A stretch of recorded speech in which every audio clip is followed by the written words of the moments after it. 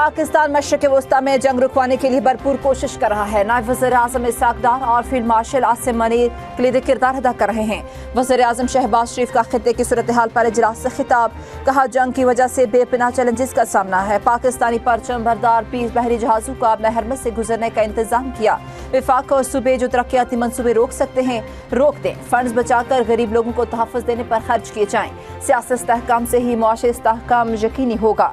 मुश्किल सूरत हाल में गरीब को तहफ़्फ़ुज़ देना और अशराफिया को कुर्बानी का मुजाहरा करना है। तवज्जो कमज़ोर और मफलूक इलहाल तबकात को तहफ़्फ़ुज़ देने पर मरकूज़, महंगाई पर काबू पाना तरजीहात में शामिल है। इजलास में विफाक का सूबों से पेट्रोलियम मसनूआत पर सब्सिडी में हिस्सा लेने का मुतालबा, पेट्रोलियम मसनूआत की कीमतों में इजाफे का मुकम्मल बोझ सार्फिन पर मुंतकिल करने पर भी गौर।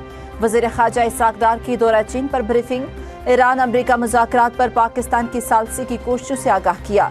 इजलास में फील्ड मार्शल, चारों सूबों और गिल बल्तिस्तान के वज़राए आला, वज़ीर आज़म आज़ाद कश्मीर और विफाकी काबीना के अरकान की शिरकत। Chairman peoples party Bilawal Bhutto भी इजलास में मौजूद थे।